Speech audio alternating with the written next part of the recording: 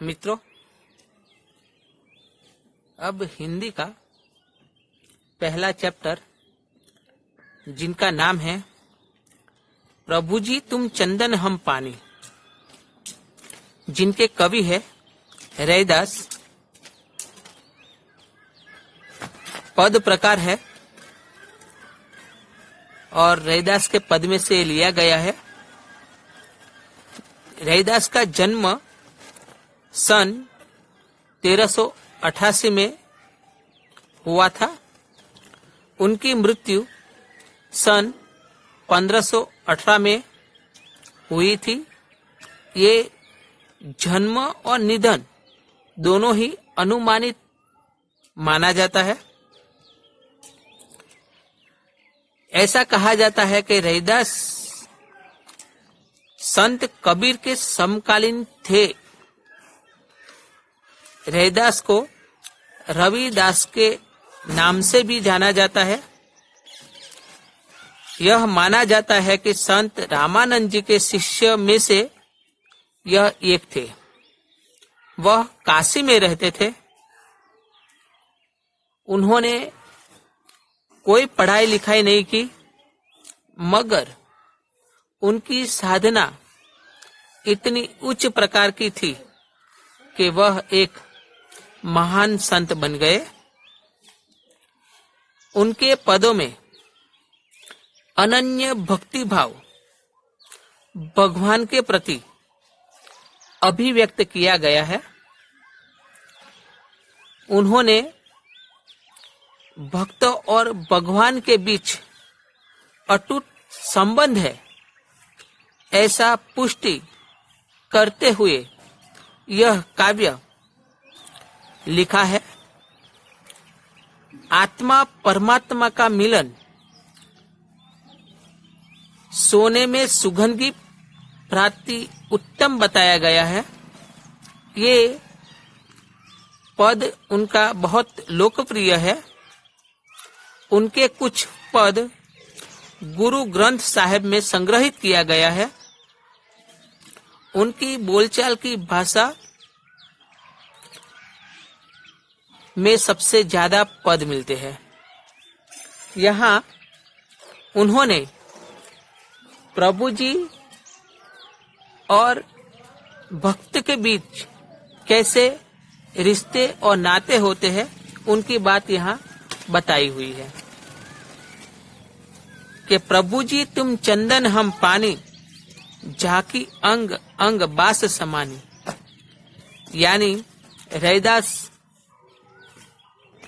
प्रभु जी को कहते हैं कि हे प्रभु जी, आप चंदन हो जबकि मैं पानी हूँ। भगवान चंदन के समान, जिस तरह से चंदन के पेड़ में से सुगंध आती है और स्वभाव से ही वह शीतल होते हैं, ऐसे भगवान अपने कार्यों से जगत के अंदर सुगंध फैलाता है और उनकी जो वाणी होती है वह चंदन जैसी सुगंधित होती है। इसीलिए उन्होंने बताया कि तुम चंदन हो और मैं पानी हूँ। जाकी अंग अंग बास समानी, यानी जिस तरह से चंदन और पानी दोनों एक दूसरे में घुल जाता है या मिल जाता है, तो चंदन अपनी अच्छाई से पानी को भी सुगंधित कर देता है। पानी और चंदन को अलग करना मुश्किल ही नहीं, नामुमकिन है। पानी में से सुगंध दूर होती नहीं है। इस तरह से हे प्रभु, मेरा और आपका संबंध चंदन के और पानी के जैसा है। आगे बताते हैं कि प्रभु जी तुम घनबन हम मोरा, जैसे चितवत चंद चकोरा। यानी प्रभु जी, घन घन यानी बादल और मोरा यानी मोर। जिस तरह से बारिश के समय पर आसमान में घनघोर बादल छा जाते हैं और आवाज आती है, तब मोर, बारिश आ रही है, बादल अब बरसेंगे, उसी उम्मीद में मोर अपने मधुर आवाज से बारिश का स्वागत करते हैं, ऐसा हमें मालूम होता है। जैसे चितवत चंद चकोरा, यानी जिस तरह से चकोर एक ऐसा पक्षी है कि चंद्रमा के किरणों का पान करता है, यानी पूर्ण चंद्र जब खिला हुआ होता है तब चकोर चंद्र में से निकलते हुए किरणों का पान करते हैं। ऐसे भगवान को भक्त एक ही टस से देखा रहता है और चकोर की भांति भगवान के दिए हुए वचनों का अपने जीवन में पान करता है या उतारता है। प्रभु जी तुम दीपक हम बाती, झाकी ज्योति बेर दिन राती, यानी तीसरी पंक्ति में बताते हुए भक्त रैदास प्रभु जी को कहते हैं कि हे प्रभु जी, आप दीपक के समान, दिए के समान हो और मैं बाती के समान हूं। जब दीपक जलता है तब उनकी जो ज्योति यानी प्रकाश जो होते हैं वो दिन और रात प्रकाशित ही करता है, यानी दोनों का रिश्ता अटूट है। दिए के बिना, बाती के बिना दिया जलता नहीं है और दिया जलता है तो उजाला हो जाता है। इसीलिए रैदास ने बताया कि हे प्रभु, आप दिए के समान हो जबकि मैं बाती के समान हूं।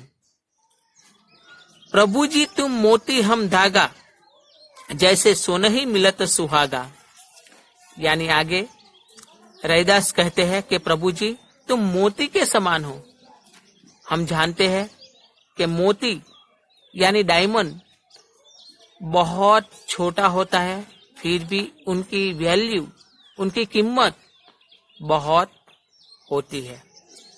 इस तरह से भगवान का दर्शन दुर्लभ है, मोती जैसा है, बहुत कीमती है। हम धागा, भक्त अपने आप को धागा बताते हैं।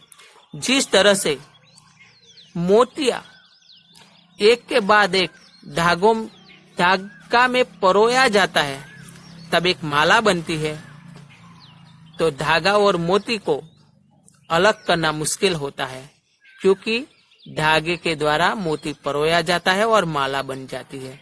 जैसे सोना ही मिलत सुहागा, ऐसा लगता है कि सोने में सुहागा मिल गया। यानी सुहागा एक खनिज है जो सुगंधित पदार्थ है। हम जानते हैं कि सोना कीमत में महंगा है। अगर सोना जितना चमकीला है, इतनी सुगंध अगर सोने में आ जाए तो सोने की वैल्यू और बढ़ जाती है। ऐसे भगवान और भक्त का सोने पे सुहागा जैसा रिश्ता है। अगर भक्त अच्छे कर्मों से, अच्छी वाणी से सबका दिल बहलाता है, सबको उपदेश देता है, और अगर भगवान उनको मिल जाए तो ऐसा लगता है कि सोने पे सुहागा हो गया। प्रभु जी तुम स्वामी हम दासा, स्वामी उनका ऑपोजिट वर्ड्स है दास। स्वामी यानी मालिक, दास यानी सेवक, कि हे प्रभु आप स्वामी हो जबकि मैं सेवक हूँ, आपका सेवक हूँ।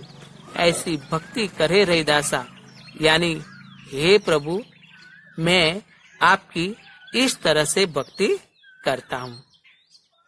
हम प्रश्न के उत्तर देखेंगे कि प्रभु चंदन है तो भक्त क्या है।